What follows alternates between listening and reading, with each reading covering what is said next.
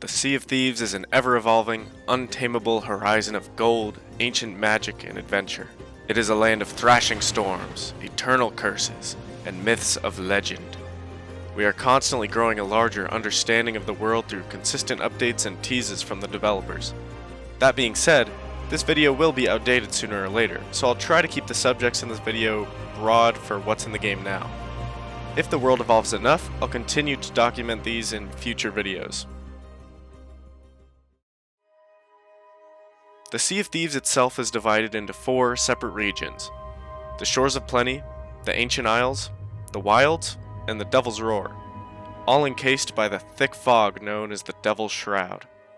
The Devil's Shroud is what keeps this pirate paradise from the outside world. You see, it tears apart any ship that dares trespass, keeping this land of riches and magic locked away.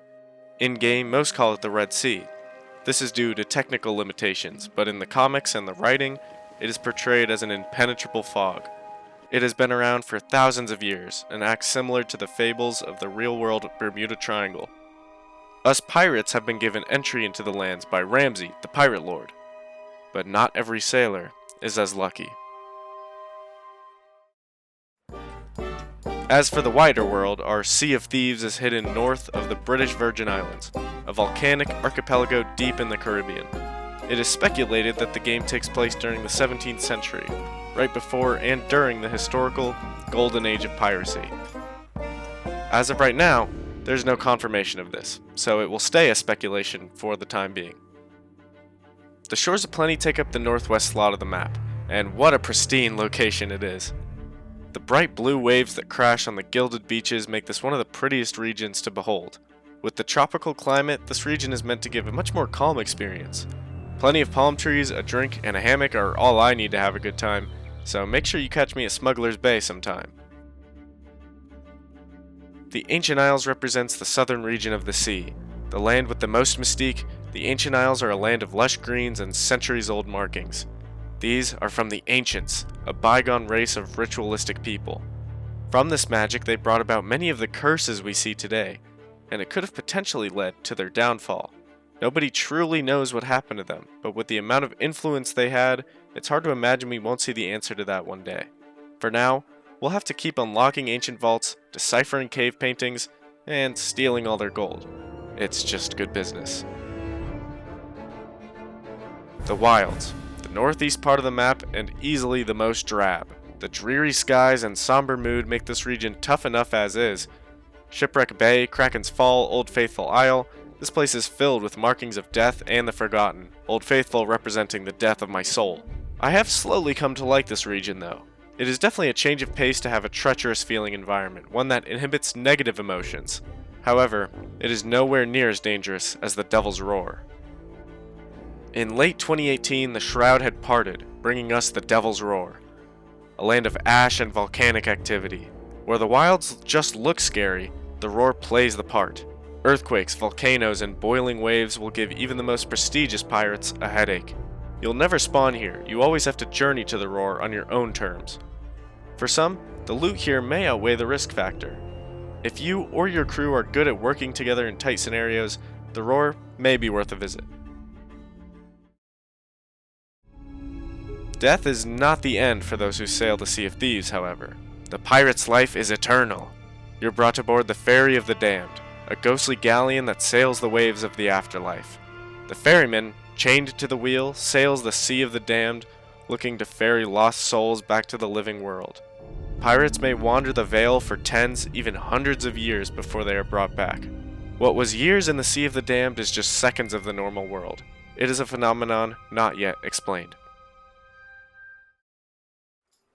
While those are the major regions, there are still activities that persist between them.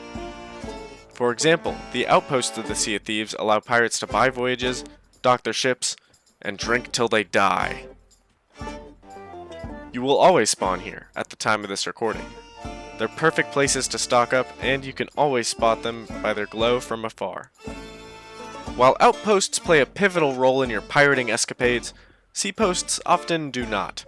They are ramshackled, smaller posts usually used for cargo trading and buying clothes for cheaper. They're also home to the Hunter's Call, If you want to see more about the different trading companies, check out this video by my buddies at the Ancient Isles University. Great team of people. The skeleton forts were once just regular islands of the early days of Sea of Thieves. Erected by Captain Grim the Ashen Lord, these forts acted as a way for the forces of Captain Flameheart to store their stolen treasures. There's nearly 2 in each region, with 1 or 2 exceptions to boot. The Sunken Kingdom is found deep below the waves, and takes the role of the Siren's own citadels. These are often constructed out of coral, sunken architecture from the ancients, and the shipwreck remains of unlucky sailors. They have been around for possibly thousands of years, but we have only recently become aware of their existence. Thusly, the Mer and Sirens have a very deep connection with the ancients' history, which I will touch upon at a later date. Even so, the Sunken Kingdom represents a very big piece of the story's puzzle.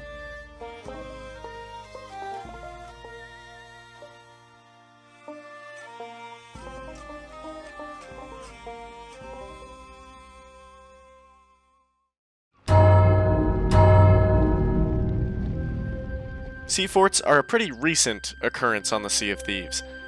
These Spanish strongholds are constructed from memories of the wider world. Remember, the Sea of the Damned is a land of mist and memory, filled with the dreams of us pirates. By weakening the boundary between the two worlds, these sea forts were pulled through. The Spaniards here served Captain Flameheart and his son, the Servant of the Flame. More on that later. Reaper's Hideout, home of the Reaper's bones. This faction wants nothing more than for you to burn the other emissaries to the ground. They'll take nearly any loot you bring to them, and pay handsomely for it too. Throughout 2019 and 2020, we watched the construction of Reaper's Hideout from a measly shipwreck to a near fortress. This transformation was due in part by us pirates, bringing gold to the Reapers in exchange for bountiful riches. Little did we know what would happen. The Reapers are helmed by the Servant of the Flame, otherwise known as Flameheart Jr., son of the infamous Skeleton Lord. This faction has continued to push the story forward, so I will keep you updated as their presence grows. Home to the now defunct arena mode, Dogs Tavern is a rather grand structure with a very shallow inside. All of the Sea Dogs are quite depressed over the current state of things, and plenty is due to change here over the coming months. The map may always be changing, but that isn't so bad when I'm right by your side to give you the rundown on things. Like this video if you did, it really helps out, and hey, why not subscribe?